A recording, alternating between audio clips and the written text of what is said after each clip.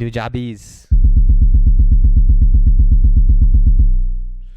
Welcome. Welcome. This week we'll be covering the music of Nujabes. I'm not sure exactly how to say it. I don't really know either. I struggle between Nujabes and Nujabes. I've heard it said both ways, and I really have no idea which one is the real one. We may never know. I mean, the first time I heard it was Nujabes. That's just usually how I say it. And I'm pretty sure this is an artist you showed me sometime back in high school. Oh, yeah, for sure. He is my jam. Yeah. He still is my jam, actually.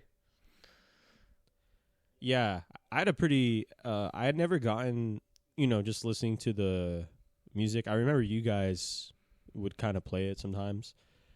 And I probably a couple of times went and, just kind of looked up a few songs or whatever. So how did you get into it? Well, I think that the first kind of inkling of Nujabes that I got was probably from Samurai Champloo. Okay, that makes sense. I think I had heard of him before just from the YouTube algorithm, and I fucked with a couple songs. But where I really kind of started to dive deeper was during like the anime Samurai Champloo. So if anybody hasn't seen it yet, basically it's a samurai anime. It's pretty short too. It's only like 30-ish episodes. But it's amazing, and they mix like this old feudal Japan and these samurai warriors with like this modern kind of interaction that they have with each other, as well as like hip hop. So it's really like hip hop driven. And the whole soundtrack is done by Nujabes and Fat Joe. So that's definitely where like I think my interest took hold, was like watching that, because it's a great anime just like on its own. And the fact that it has this like hip hop influence with this amazing soundtrack to the point where you're like only focusing on the music, like kind of grabbed me. Yeah, and this is like, I'm not into anime, but this is one of the bigger ones. This is one of the ones people recommend often. And looking it up, I think it came out in 2004. So was this sort of like the first kind of, because this lo-fi hip hop, is that what you'd call this genre of Nujabes? I mean, he invented it. So yes. Well, yeah, what I was going to get to was within the 2010s, anime along with lo-fi hip hop, it kind of became a meme and like an oversaturated type of thing. The Samurai Champloo, was that like kind of the first time that sort of thing happened? Because I remember watching Boondocks as kids, and like there's the hip hop with sort of the anime aspect, and of course later on when we were in high school, Afro Samurai with the RZA. So this must have been sort of the first kind of thing. Was Samurai Champloo, was that a Toonami show? I think it was originally released in Japan, and then it was picked up heavily by like Adult Swim and Toonami to bring to the States. Okay. Yeah. Okay. But it was very like, I think from its inception, it was kind of American centric in the fact that it kind of had this like hip hop element to it from the beginning. So it just naturally became like big here, and like Adult Swim picked it up.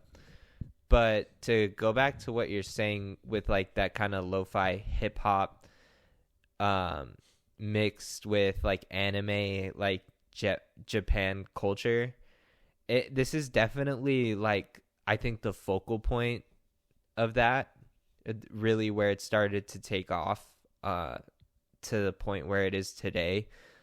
Samurai Champloo was probably is probably one of the most like concrete like inflection points that you could kind of point to and say like this is where hip hop kind of meshed with anime. The only thing that came close was like before that was Cowboy Bebop, but Cowboy Bebop was more like jazz American influenced rather than hip hop. Okay. Yeah. Yeah, I didn't realize how long ago that collaboration had taken place, and the whole like it sort of became something. Well, first of all, I never got that into it, but it became a meme. But then just sort of like it became a type of music I would write off, not liking. There's like people put it on. The joke was to study to. It's used, in anime type clips. So it's like background music, Yeah. Yeah. So I think there's some truth to that, but it kind of meshed into that naturally. I don't think that was like Nujabes' intention when he like brought hip hop together with like Japanese culture. But I do think that it kind of just went in that direction because I guess naturally, like, it's great music to kind of just like have in the background. But I don't know. To me, and this is something I've always felt like with Nujabes or J Dilla, specifically, or even just like any music without much lyrics, like Aphex Twin sometimes, or like a kind of like a math rock band like Toe or something. Like, I kind of like the fact that it can be played, without being so forward facing all the time. Like, something about it being in the back of my head to where I can like do other things or like just go into like a different state of mind kind of like really has always like spoken to me, like you're almost like in a trance, like with whatever you're doing. But I do see how it could be kind of like elevator music if you look at it like that way. Yeah, I wanted to stay away from like that kind of because elevator music. That's like a very like sort of negative term. Yeah, but because yeah, how you feel about it is how you feel, so it's okay. Yeah. Well, the only when I had started preparing for this podcast, listening to his second release, and I was liking a lot of what I was hearing. He's really good at producing.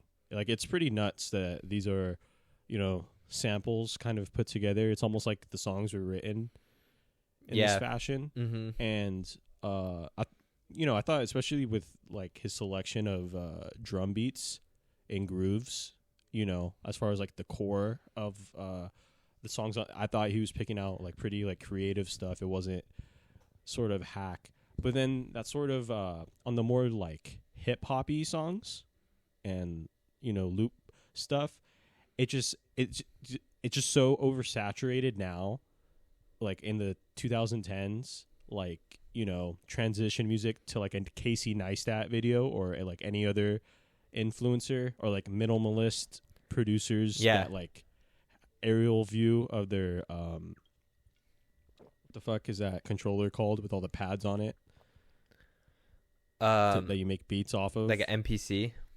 Yes, but like minimalist like content creators, and they usually make this sort of sound on it.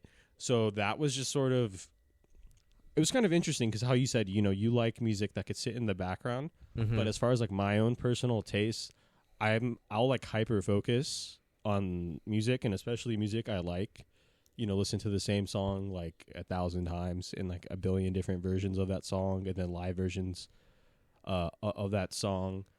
And I like things to surprise me and kind of throw me off. And that's not really what this music is. Yeah.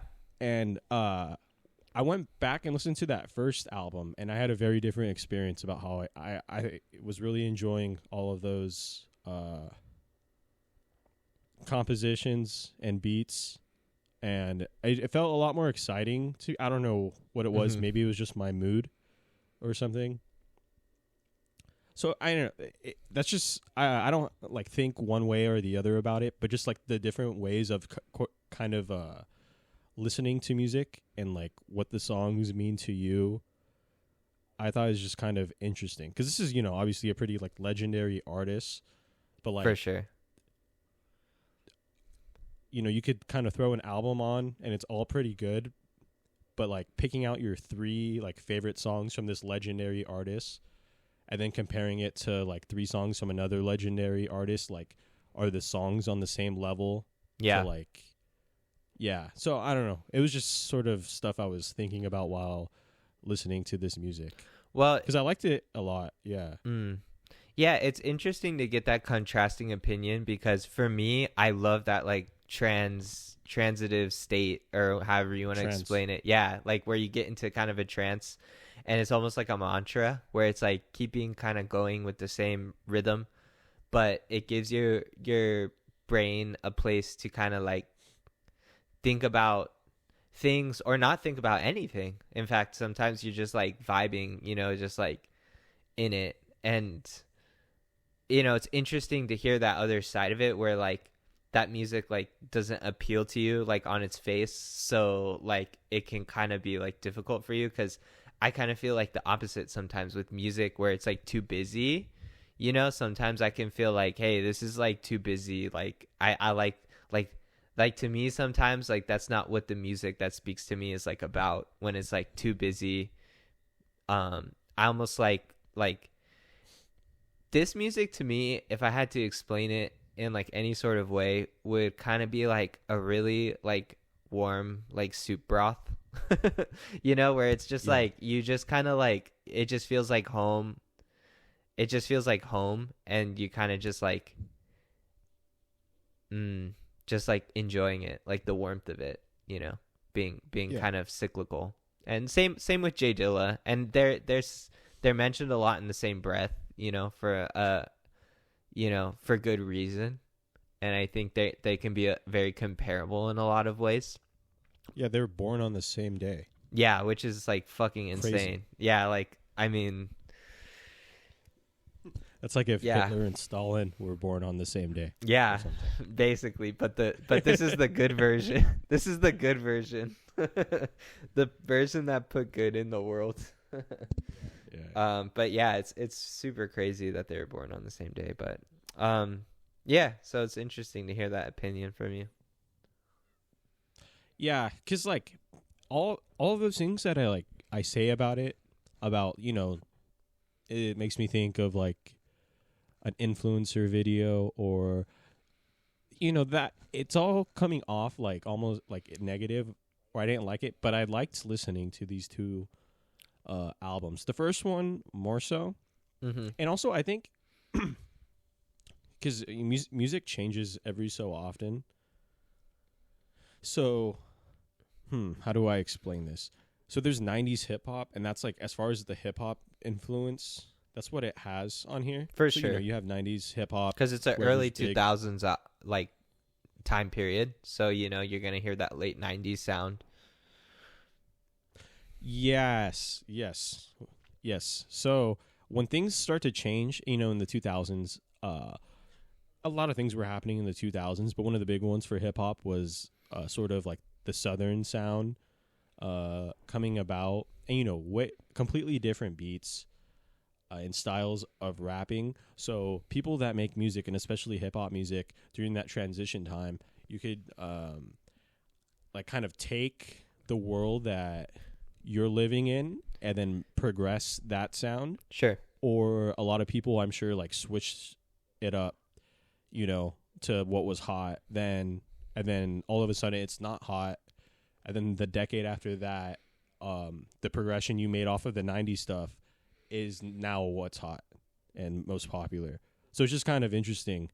Like, he could have went like Atlanta or like Houston with the sound, but he kind of stuck to what he loved and was able, you know, it's not like he was the hottest producer or whatever at the time, but, you know, after he died, that's like the biggest or one of the biggest music trends of the 2010s. Well, the thing is, there's refiners, right? There's people that take what they love and what may be big at the time, but more of just what they love, and they refine it to its like best sound, right? And there's people that push the boundaries, right? Like, they're kind of like 2 different people, and Nujabes is definitely a refiner.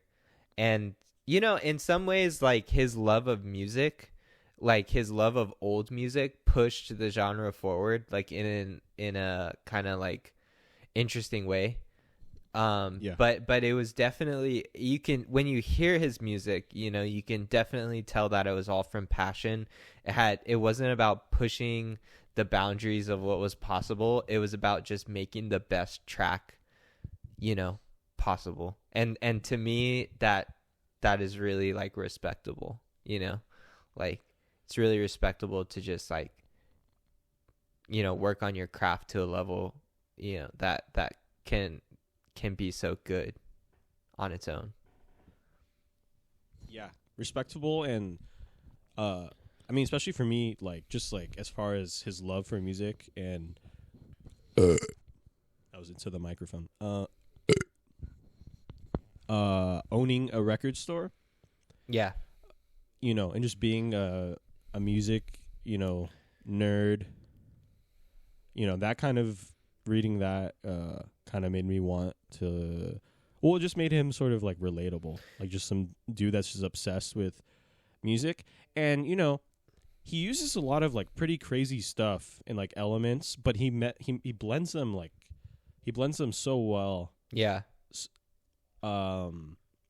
It's like really talented. I don't know. I mean, It's pretty crazy what he was doing. yeah, so he owned he was Such a relaxing and background sound. so you know? he was a record store owner in Shibuya. I think he owned 3 record stores over his life, but like his main one was like in Shibuya, and he was just a mad crate digger like from the beginning. So this is like in the 2000s, and like he's, you know, just loving vinyl, you know, crate digging, trying to find new gems, and like also listening to like hip hop that was coming from America like at that time, you know, in Japan. So he had like an interesting perspective on music, and kind of, you know, brought that to the table in a way that nobody could. And just from the samples that he takes, you can tell that he was really like just a person that loved music, like all types of music, because he was taking like jazz samples, he was taking like classical samples, he was taking like niche shit from like the 50s and like turning it into like a hip hop song, you know? So it's like, and that's where it kind of ends up sounding so original, and like that's where he gets his style from, you know. Like I was looking up a lot of the samples of his first album, and a lot of the samples were from Brazilian like bossa nova and like Brazilian jazz.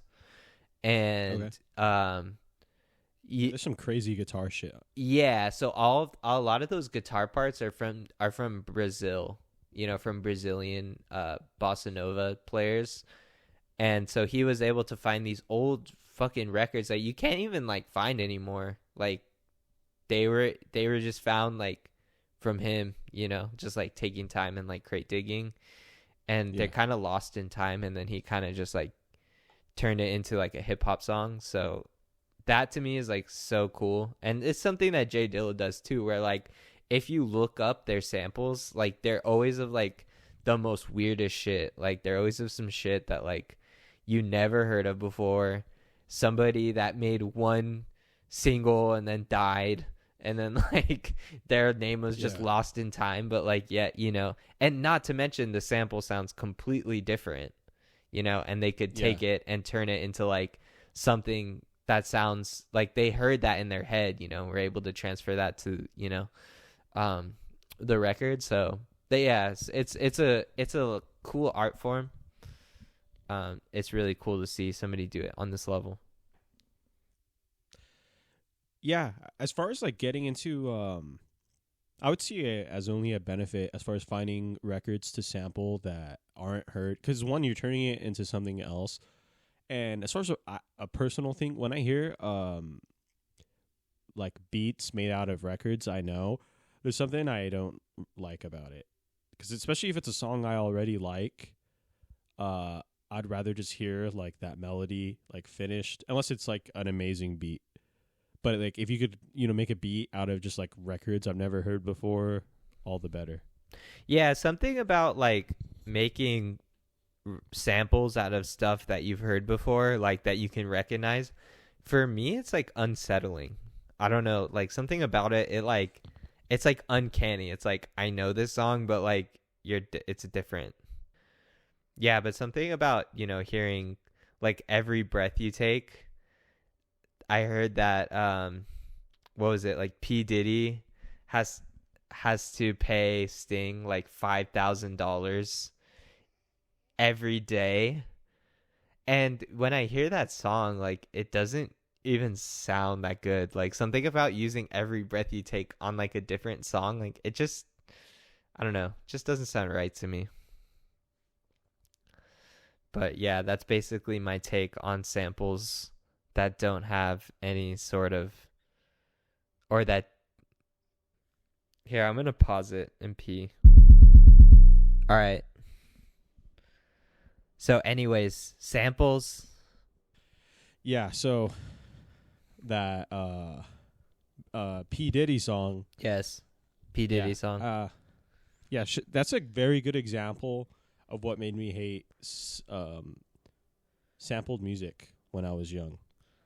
Yeah, I mean like I like samples, but I don't like it when it's like a very famous song because then it just feels like you're biting whatever song it is. Yeah, well, did you hear that like Elton John and Dua Lipa song? Where it's like a remix of like I think Rocket Man? Yeah, yeah. So it's like it's titled like I think it's called Cold Heart. Yeah. And yeah, it's like a different song in a verse, and then Dua Lipa sings the chorus to Rocket Man. And I don't know who this is for. Yeah. It's not good. And now it's on the streaming versions of his Diamond album, with all his like songs that sold 10 million or something. Yeah, it's kind of this new and it started with samples, but it's become this new phenomenon where they sing the hook of another famous song, and I really, really don't like it. I don't like it. I don't know who it's for. It's Most for of the people. streams I feel like come from an Uber. It's for people who like don't really listen to that much music, and then like they hear some song from their childhood. Like it's supposed to like prod at your nostalgia, and honestly, Something familiar it's just about it. Yeah, it just seems cheap. It just seems cheap to me. Like no, like make a new hook, or like if you're gonna copy a hook, at least make it from something that like you respect and like make it your own, like Frank Ocean with like White Ferrari. Like he took like a melody that he really liked and he kind of like put it into his own song and like made it original. Like that's kind of like, or Kanye who will like take like a cool song that might be popular but like turn it into his own thing. Like make it your own thing. Don't just steal the hook to some crazy frog song. Like stop. Yeah. That's a good example with the Kanye, because that's like a straight up of, especially the Ray Charles song, and then he made a pretty like banger record out of it. Yeah, like it can be done, but like it takes some like skill. Yeah, when I was trying to think of the sample producers or instrumental music in general, because I was like, what like instrumental music do I like, or like people that make beats like this? So Jay Dilla was the obvious one, and at least from like what I could, just from like what I've looked at and stuff, he just has a lot more music. I think maybe the Nujabes. Yeah, but maybe I just haven't looked that hard for Nujabes music. Yeah, you're not wrong. Like Jay Dilla had a little bit of a longer career and like released especially after his death, he has released a lot more of his music. Yeah, because he was at least on the radar of like the best rappers and stuff. But like Nujabes was in Japan, and he was collaborating with Japanese and English people, or you had to be kind of hip. Yeah, I mean, like, and even in his lifetime, he was never super, super famous in his lifetime. Like, if he would have had more years, like, on this earth, I think he definitely would have been able to collaborate with, like, bigger artists. But most definitely. But, like, the artists that he did collaborate with, like, he kept a pretty small circle. And he kind of just kept collaborating with the same artists that he, like, started with. and kind of built his circle around. Mm-hmm. So yeah. Yeah. So like of his, because with Jay Dilla music, it's there are so many songs that I wouldn't, obviously Donuts, you could have like albums and even the collaborative albums, Jay Dilla. You kind of pick out, your favorite songs. So would you say like any of these albums is like sort of the thing you need to listen to, or just kind of listen to what you like from it? With Nujabes, Yes. it's a little bit hard to say. With Nujabes, I feel like there's highs and lows on each of his albums, so each of them are worth a listen. Yeah. There's not many of them as well. He has a very small discography, unfortunately, because he passed away. If there was one thing that I would say, like, the first thing to maybe start with, if you're not familiar with his music, I would say start with Lovesick Hexology, which was basically some of his like tightest, dopest tracks, and they turned it into its own album after his death. But it kind of has this running theme and this like same running drum beat through the whole album. But it has his main collaborator on most of it, Shing02. And I feel like it's a really good place to kind of get into the mind of Nujabes, as well as some of his strongest tracks and his most emotional tracks. But, whether it's Modal Soul or Metaphorical Music, which are his first two albums, which were the only two albums that he released when he was alive, I think you can't really go wrong with either one. Modal Soul is probably the one with the most hits on it too. So like, starting with Lovesick and then going to Modal Soul would be probably like listening to the highlights of his career. But I can promise you, if you listen to those, you're going to want to hear more. And then from there, you'll probably want to go to like his first album, Metaphorical Music, and also his soundtrack for Samurai Champloo, which is worth a listen on its own. So there's just a lot. I would say listen to it all. Yeah. I would maybe agree. That's why I was trying to like what is this artist? Because like in the world of lo-fi hip hop, like I said, it's sort of like we kind of just agreed on, something that people listen to in the background. If you're into it, you definitely, and like a hip hop head and stuff, you could have like intense listens to it. Yeah. But can I say one thing about that though? Yeah. I think you're putting the cart in front of the horse, if that makes sense. Because when's the last time anyone has used a horse? In fucking, I don't know, feudal Japan. Guadalajara. But like, you're putting the cart in front of the horse when it comes to lo-fi hip-hop and Nujabes, because like associating him with lo-fi hip-hop isn't really fair, I think, in my opinion, because he invented it, Yeah. So what I was gonna like get to with that, I mean, that's not really what I was getting to right before. I was, my main point with that was is the experience of him like putting on like one song and it's a great song, or you kind of listen to a handful of songs or the album to kind of get the okay, like I could see what Nujabes is doing. Because like if you say like if someone like kind of did something first, like with singer songwriter type stuff, like Neil Young or Paul McCartney with like Blackbird and Yesterday, like people have been writing popular songs like in that acoustic guitar singer songwriter fashion, every decade since, but it never trumped like those songs, no matter how oversaturated that kind of a pop song is and like for how many decades, you could still pull up, you know, Yesterday or Blackbird and go like, oh no, that is like people still haven't like lived up to that sort of a thing. So as far as like the Nujabes Legendary, he did it first. Are you able to kind of like put on 2 or 3 songs and like show like, oh, like this is why it's great? Or is it just sort of you get a collection of all his ideas and like the world he was in? Because, you know, and this is all just stuff I was kind of going through in my own head. Yeah. To me, you can definitely pull out a few songs and really point to them and say like, this is Nujabes. To me, there's a couple songs in particular that you can definitely do that with, to where I kind of like can classify him in his own box.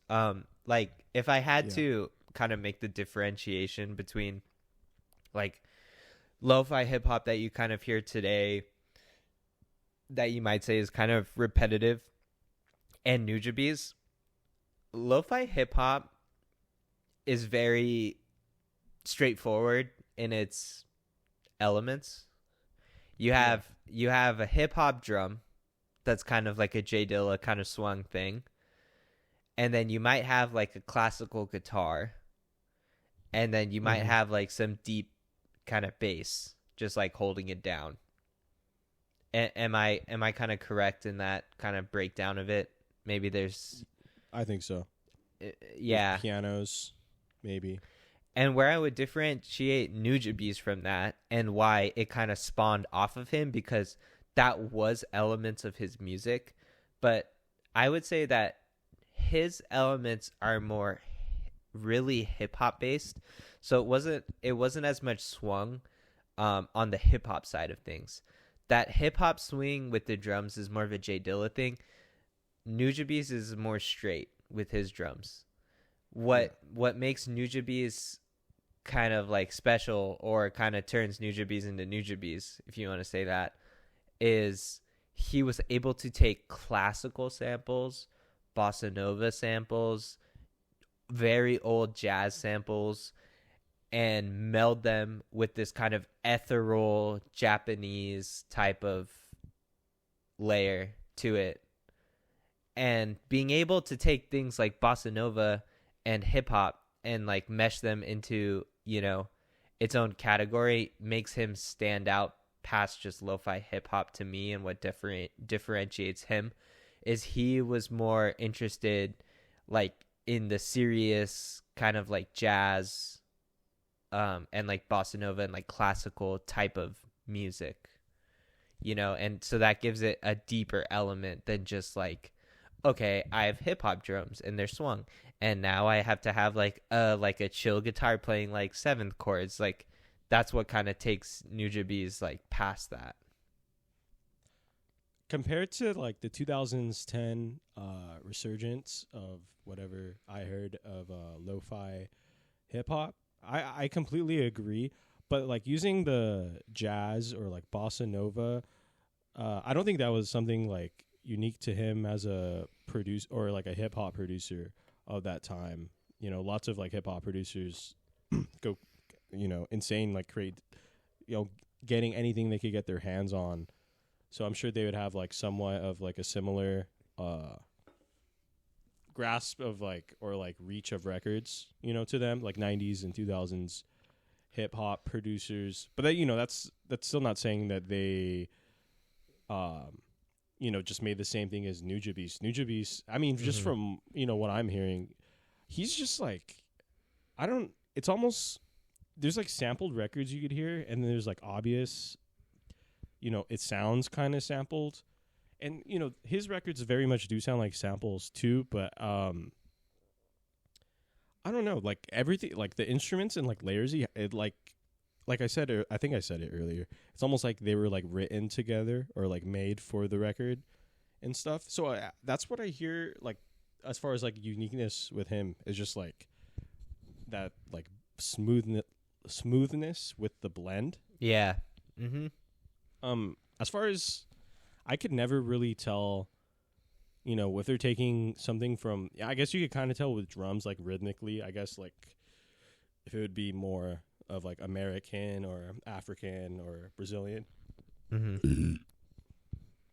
So yeah, I mean that's hard for me to like, you know, I guess see. But I'm just trying to like get to, because it's definitely a sound, and it's definitely like his sound, and then there's a lot that came after it. So yeah, I was trying to think of just like what the standout, like can't touch this kind of a thing. What makes him unique? Yeah, I mean, there's a whole element that I didn't really touch upon because like I can't pinpoint it as fact. I mean, if someone finds a Nujabes interview where he says this, that'd be awesome. But like, there's not that much of him like talking, or like people really knowing what was going through his head at the time. But one thing I've learned about Japan is that the largest population of Japanese people outside of Japan is Brazil. So there's hella Japanese Brazilians, and that's been going on since like the early 1900s.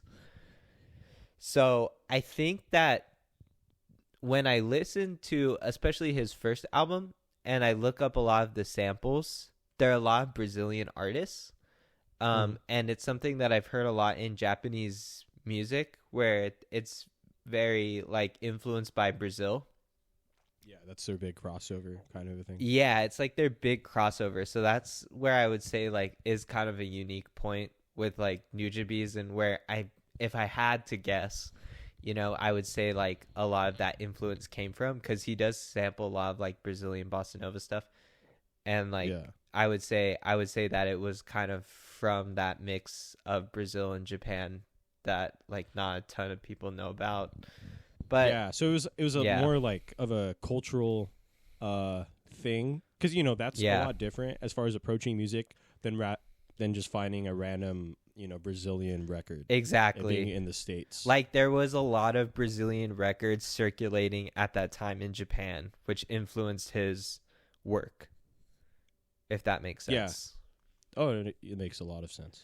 Yeah. Even if it's like not an actual sample, but just being around it that much, it could have you know, influence on how you're going about like compositions. And anything really with your music. Yeah, not to mention he was into, you know, hip hop and jazz standards from America as well. So that was the mix, you know. Yeah. Yeah. But I thought about this artist a lot today. Mm-hmm. A lot. You know how you said, you know, he'd probably be pretty big today. I agree. He'd probably tour like pretty well, I think, you know. Oh, totally. If he was alive today, I mean, I was thinking about this today, like I would just be interested to hear what his music would sound like today. Like I feel like he had the type of energy and aura to where he would have kept growing as an artist, and it would have been like really big like the whole time, like Tyler the Creator, where it's like moving culture. So like I wish he would be alive right now, you know, so we could like hear. How hopeful of you. Yeah, no, I really feel that way. I mean, I feel like a lot of people feel that way. You know? I mean, yeah.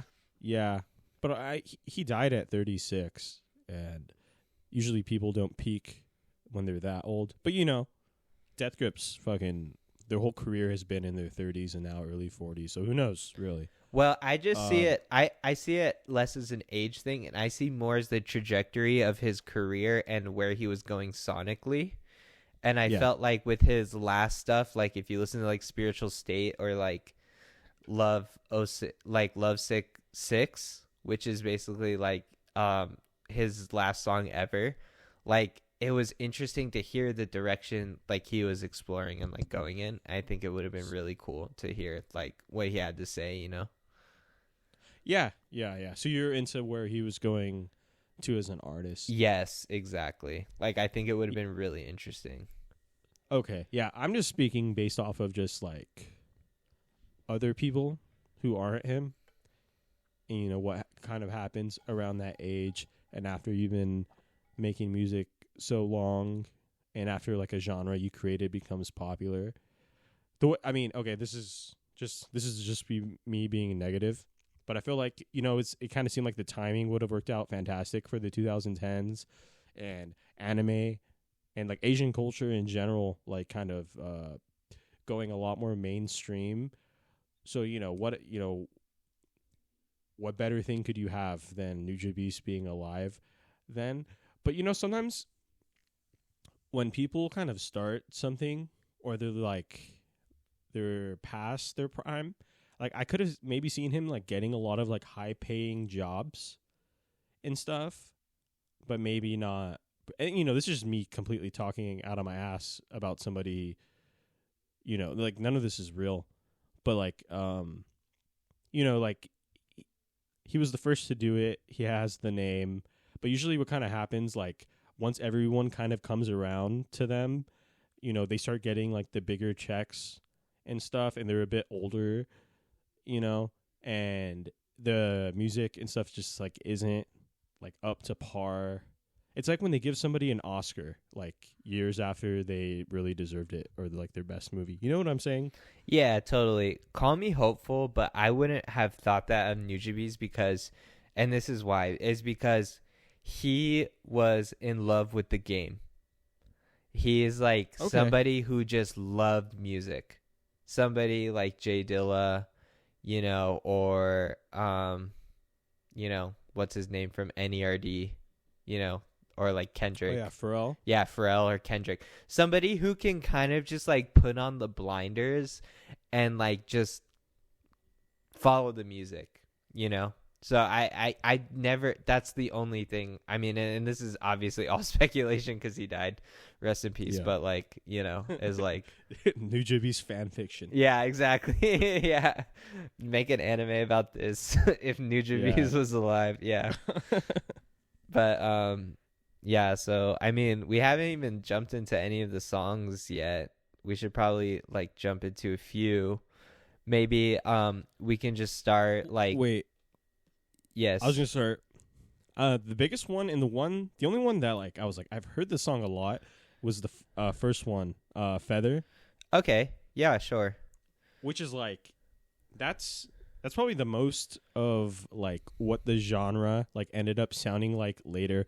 Like I said, he has a lot of different songs that very much do not fit that box of the lo-fi hip hop, and it's like a lot more creative, I think, than most of the lo-fi hip hop. But this first song, it's a nice little piano sample. I don't know where it's from, but yeah, that's like the sound.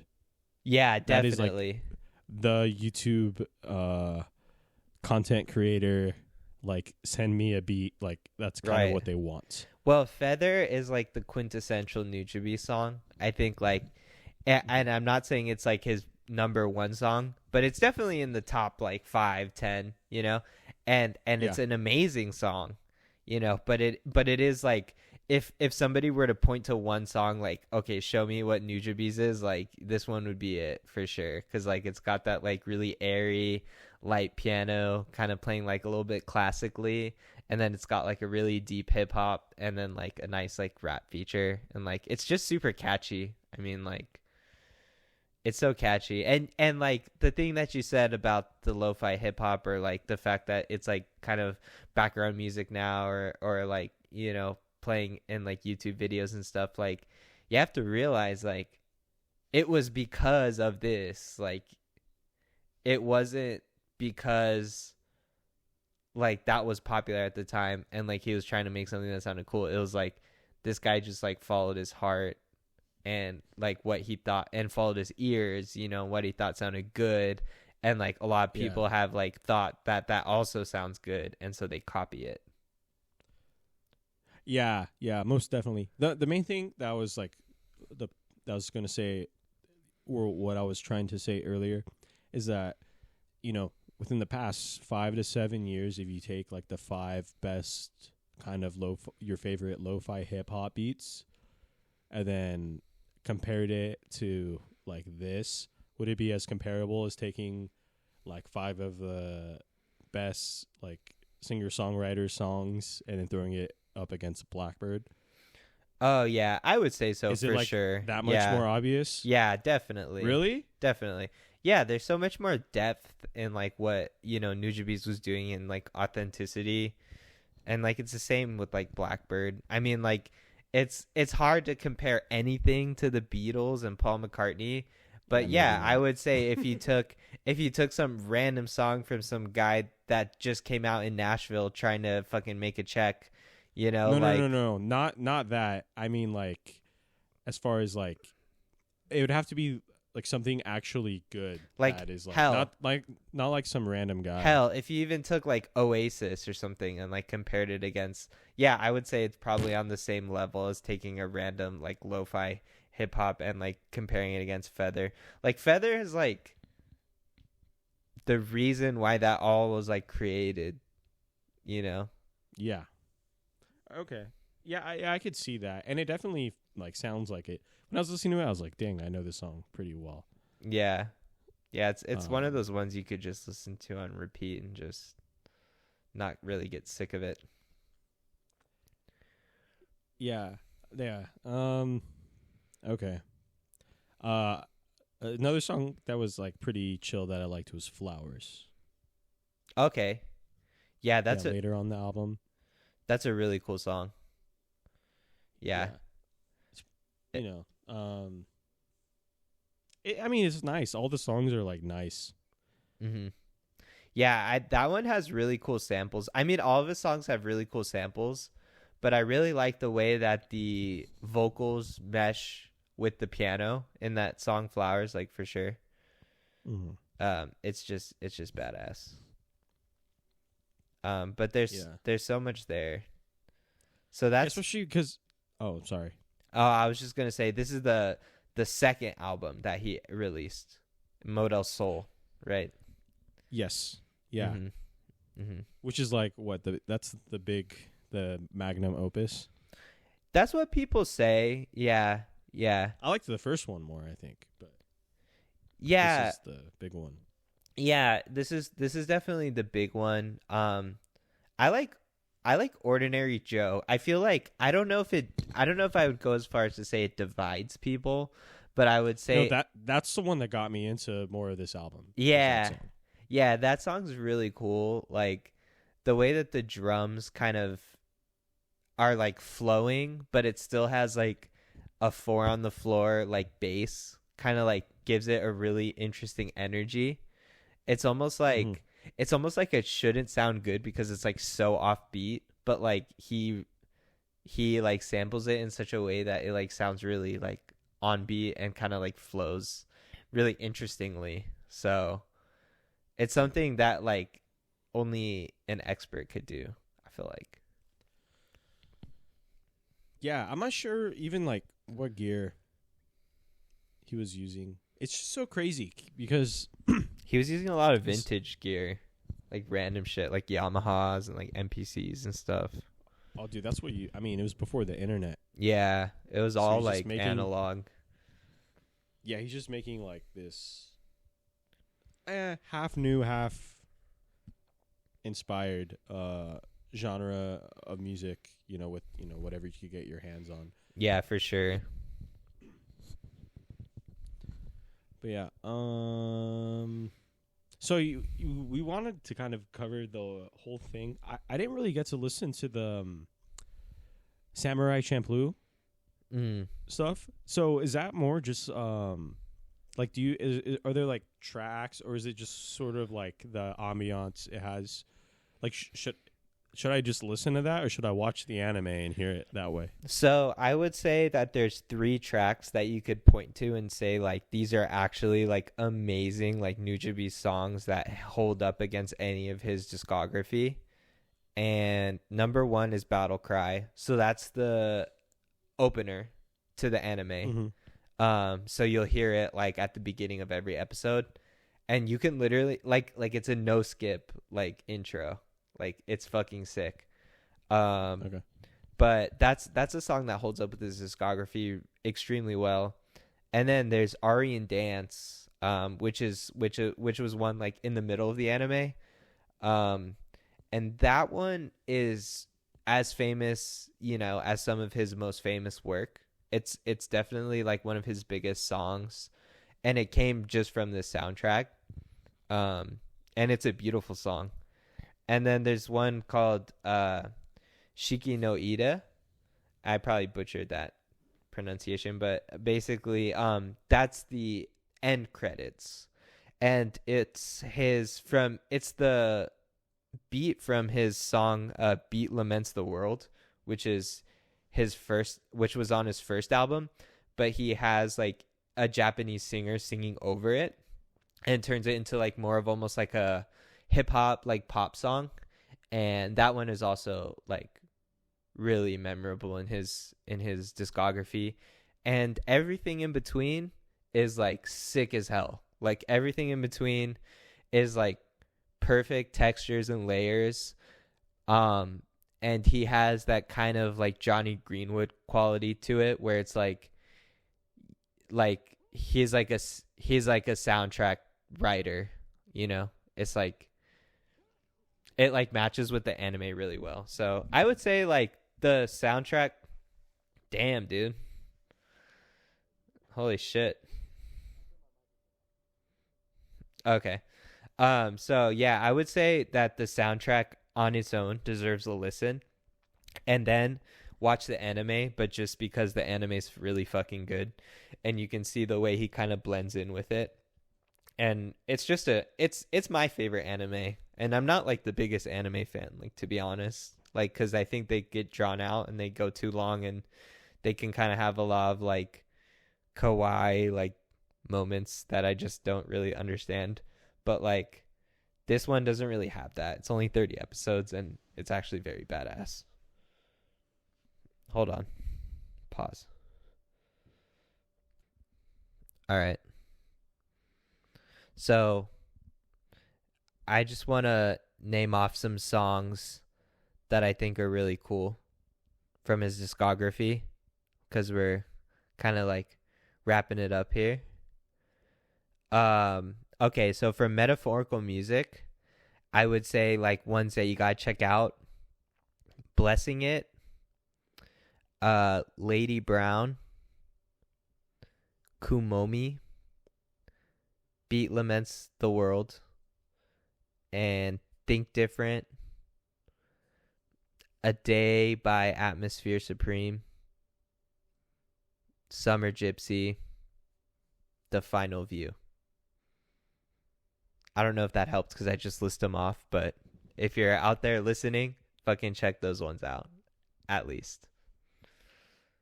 But all of them have amazing samples. Yeah. Another thing I'll mention real quick are the features on the albums. It's sort of conscious rap kind of has like a bad rap for being corny, and they kind of have like conscious rap ideas, but none of it came off bad to me. No. That's another cool thing about Nujabes is like the conscious rap kind of like matches with his conscious beats. I don't know. And also like the people that he picked were very, very curated. So like Shingo 2 was like somebody who he worked with throughout his whole career. And he actually still plays shows today, like Nujabes shows, like basically playing like all Nujabes songs. Mm-hmm. And he was a close collaborator and kind of understood the vibe and like was able to write really nice stuff over it, which you can hear in like Lovesick. But there's also like a couple rappers that he works with. So like the one that stands out to me is a guy named Substantial. Yeah. And that dude is from Maryland. And apparently like the story goes that Nujabes heard some of his shit like all the way in Japan. And like at that time, Substantial like had his phone number on his like albums. Oh wow. And like yeah, fucking Nujabes like liked him so much that he called him up and was like, hey, like I make beats, like I'm in Japan, like I'll pay for your plane ticket. And he fucking paid for this guy's plane ticket to come out to Japan and be on like a bunch of like Nujabes tracks. And so he only worked with like 3 or 4 people in his whole career, but he had him on a bunch of songs. Yeah, that's fucking cool. Yeah, so that kind of goes back to like, why the rap sound, it really meshes well with his music. Like he worked with the same people like over and over. Yeah, so it was just more than just sending beats to people you're not talking to. You get to kind of make a record and stuff. And he picked them and like built a relationship with them. So, he kept the circle small.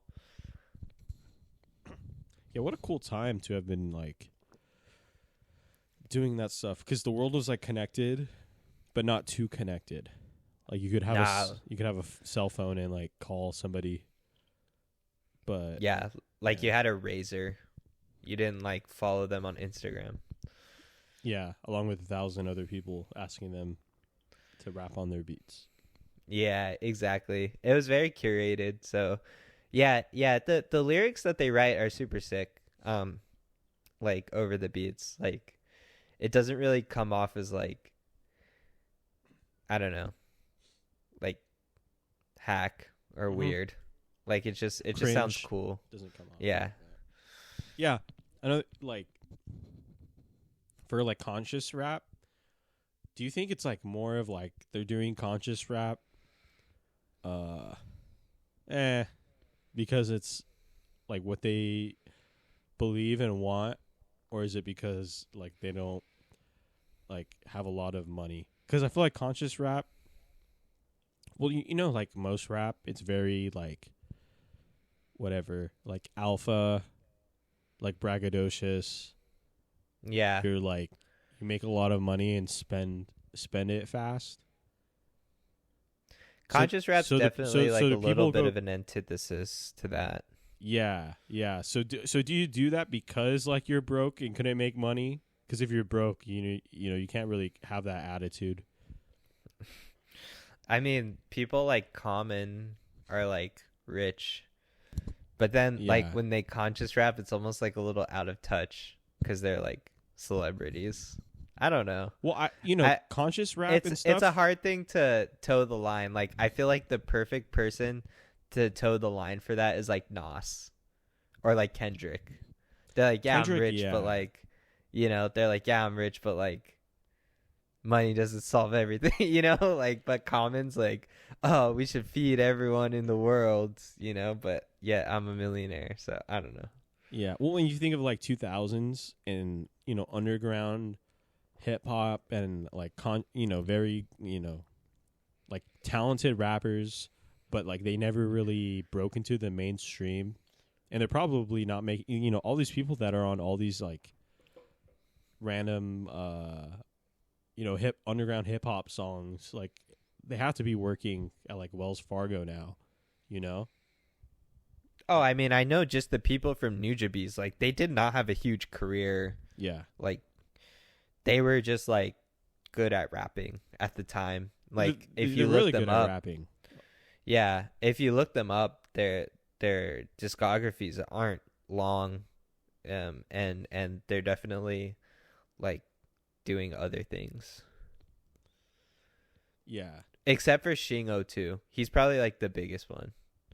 But only because he like carries the Nujabes torch and like still tours playing Nujabes songs. Because like the other ones don't. Yeah, do it. I mean, I think about like if Del Funk the Homo Sapien like didn't have like the Gorillaz hit. Yeah. Like all of those rappers, like they're good rappers and they were on a lot of songs in the 2000s and stuff, but like those records were never like records that sold a lot and broke big. Right. So it's like kind of interesting to like, that's true art and stuff to, be good at your craft, but then it's almost like sending out like a tweet that like nobody sees, like a fire tweet. But followers. Well, yeah, and it's kind of like that thing, like there's so many artists out there, right? Like if you really think about it, like there's so many artists out there that never got their light of day, but there's probably like a stairway of heaven or a stairway to heaven out there, that no one's heard. So it's like, yeah, I mean, at the end of the day, it kind of is a testament to Nujabes and the fact that he like followed his ears. Like the people that he picked were people that he just thought sounded good. They weren't like people that gave him more clout.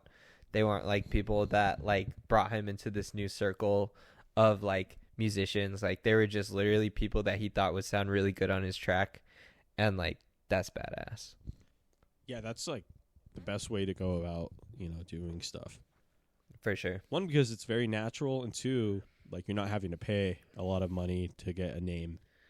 Yeah, exactly. It's like you just need to be that more creative. Yeah, and they just like work together, in those close quarters. But yeah, I would say, okay, so Modal Soul, if we had to say a couple things about that, we already talked about Feather and Ordinary Joe. But one that's huge, like, is Reflections Eternal. Mm-hmm. That's a sick ass song. And I decided to look into the sample of that, and it's a song called I Miss You by Kosei Noriko, which is another Japanese artist. And I recommend that everyone check out that original sample, because it's like, it's interesting to hear how Nujabes turned it into like a hip hop song, but it's actually a very slow, like sad, like classical song. And it's actually very beautiful and really good. And it's just like, you get those both perspectives, like the original and then like the remix, and it's definitely like something to hear. So yeah, and then like Lovesick, obviously, part 3. And then if I had to just like rapid fire a couple songs from there that everyone should hear, is Eclipse, Thank You, Flowers, and Horizon, which we kind of talked about Flowers, but yeah. But I don't know if you have anything off that album you want to say that you haven't said yet. I like Horizon as well. Yeah. Great closer. Sounds sick. Yeah, it's a great closer. It's not like I didn't like a lot of these songs, because a lot of them aren't even like the straight like hip hop. I didn't know where he got these samples, but you said Brazilian, and I was thinking that must be just like those like different drum grooves. Yeah. And type of stuff that he went after. But yeah, I mean, a lot to like. None of it's bad. You want to hear some crazy shit? Okay. Some of his samples are still detected. They're like cool as fuck. Unfound. Yeah, cuz they were just like crate digs. So some of them are still like not found to this day. I'm surprised how people find any of them. Sometimes I hear like the samples that people use. I'm like, how the fuck did people figure this out? They must isolate them and then like Shazam them. But even that, like I don't know how else you would do it. But even then, like, why are you just doing that? Is somebody paying you money? Yeah. Yeah, I don't know how that works. Like a lot of the samples I looked up on like for this, and like Jay Dilla too. It's like, how the fuck did like people find this shit? But they found it. And it's correct. Maybe that's why we're in a simulation. You know how there's like 90% of the YouTube videos you watch, it's like somebody like had this and like uploaded it, and it could be anything from like commercials from like your childhood, or Yeah. Like who the fuck? Yeah, like there's like 9 billion people on Earth now. Like one of them's gonna fucking put that shit. They like edit a whole fucking video together and then and it's like it's like something you catch at like 3 a.m. or whatever. Yeah. During the middle of the summer, and it's just somebody did it. It's insane. Yeah, but okay. Did you know that there's like a Sade cover that he made called "Kiss of Life," and it has like this dude on it called Benny Sings. Do you know that dude? Benny Sings? Yeah. I know Benny only. No. Sings. This dude. Yeah, no, this dude Benny Sings is like just blowing up like right now. But he was on like a Nujabes track in like 2009. It's like hella random. Oh, and he's just now getting kind of famous. Yeah, he like signed a Stones Throw like 3 years ago. Okay. But he was on a Nujabes, and he's not Japanese either. I don't know how the fuck, like, but yeah, he's like, I was just like going through his Oh, I've heard of discography, this like, what guy. the fuck? He's Yeah, he yeah, started yeah. He's popping a like, lot like right before the pandy or something. yeah, yeah, he's pretty good, but I was just like, this is so fucking random. I guess he But just stayed about it. I guess, yeah. But yeah, and then there's Spiritual State, which was released after his death. Um, but I mean, there's not much to say other than it's really great. Like the title track is really awesome. The title track is actually one of my favorite Nujabes songs because it has like this really soft rhythm. Like it's got like these like this really like percussive like slide thing, like and it's just really nice. Like over, like the saxophone solo, which was another guy that he collaborated with a lot. But a couple good tracks from there, Spiral and Down on the Side. Yeah, that Just shit's like, cool. I like that he added like live instruments. yeah, he That's did. what it made it really feel like he was. It was like they were making something. Yeah, and some of the tracks that you think are samples are actually Nujabes playing them. He was actually a really good like instrumentalist as well. Nice. Probably why. But yeah. Yeah.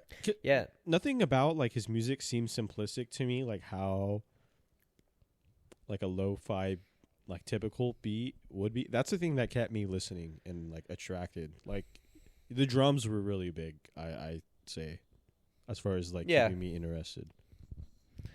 I guess it's like Led Zeppelin versus their fucking, what's that band? Greta Van Yeet. Yes.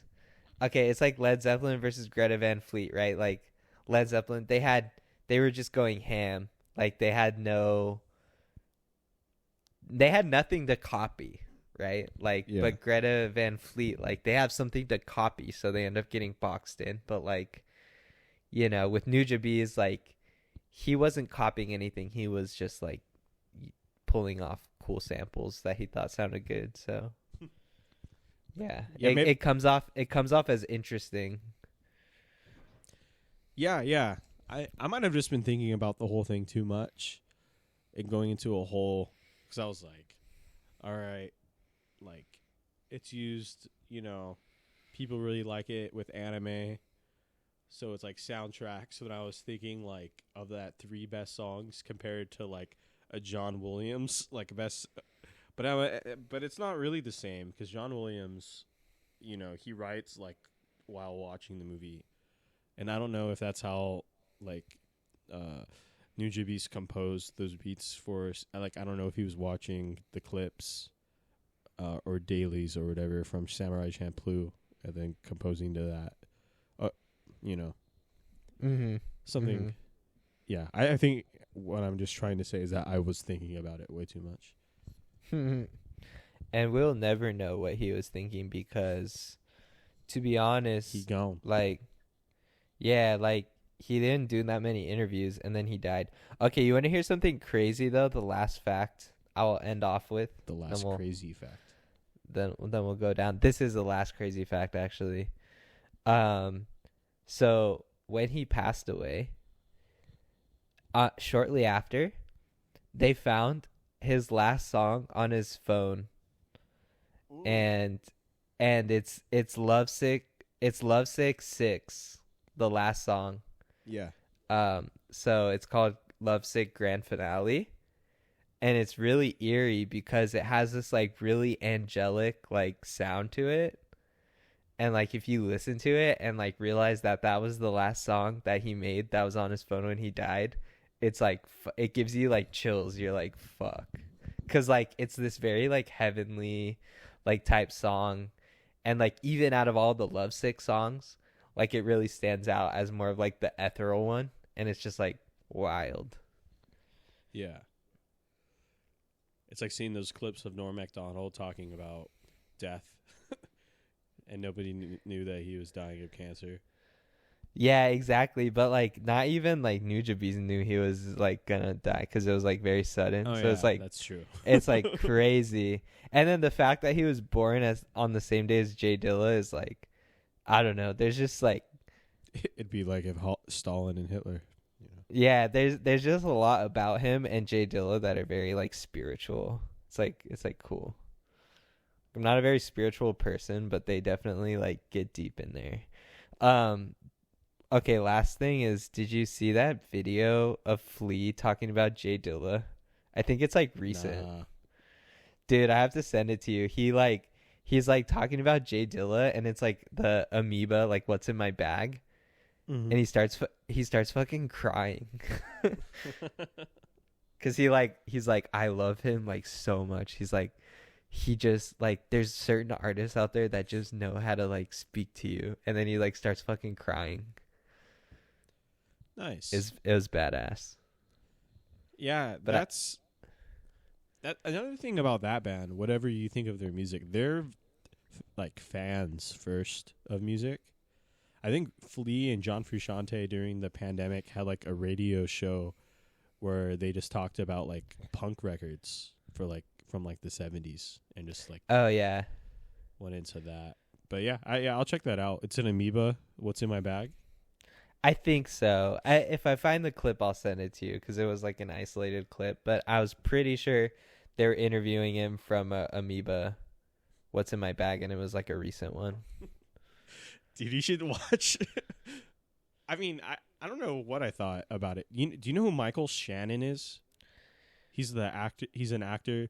He's Zod from the Superman movie. He's in Knives Out. He's the guy that's fucking B Rabbit's mom in 8 Mile. I'm gonna have to look him up. He's a good actor. But I'll probably recognize him when he like comes up. oh yeah, he's pretty famous. But he did a What's in My Bag, and I think he's like sitting on the floor. Oh yeah, this guy. Yeah. Uh-huh. Yeah, and he seemed very like, you kind of know how actors are kind of weird when they're in interviews and stuff. He was Yeah. more like on the quiet side.